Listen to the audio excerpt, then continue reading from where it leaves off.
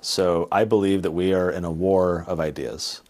And I believe that any parent who doesn't recognize that they're on a battlefield, that their children are ground zero in this effort, are going to lose. If we don't know that we're in a battle, how can we ever win it? If we don't recognize that there are people out there who are kind of progressive socialist neo-Marxists infiltrating the classroom, pushing their agenda, the media, academia, Hollywood and all the rest. Like, if we don't recognize that this is an intentional effort on the part of people we vehemently disagree with, how are we going to win? We're going to forever be playing defense, trying to mitigate our losses as best we can, but never gaining ground. So for me as a so-called freedom fighter, this is an intentional play to say, I know other people are out there going after our children, whether it's through schools or Hollywood and media or children's books and trying to get parents talking to their kids about totally different ideas. There is an effort out there to change the mindset of the rising generation. This is not a new thing. Collectivists for decades and centuries have recognized that they have to capture the minds and the loyalties of the young. Every authoritarian dictator in world history has tried to infiltrate the classroom. Just a few weeks ago, Russia was announcing that the Kremlin is going to lean more into curriculum development to uphold and the greatness of Putin and teach young people about, this kind of communist mindset. So this is not a new thing.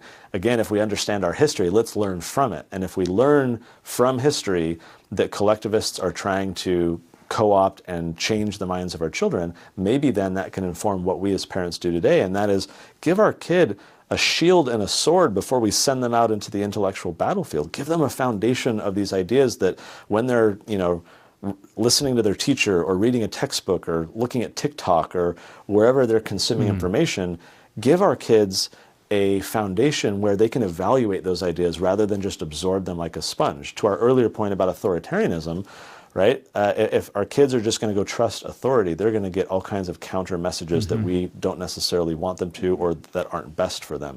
I think during COVID, all of the Zoom schooling that happened for a period of time gave parents an insight into what their kids were learning because the parents could see. And it alarmed a lot of parents. It's what in large measure led to the school board protests across the country that are still happening to this day.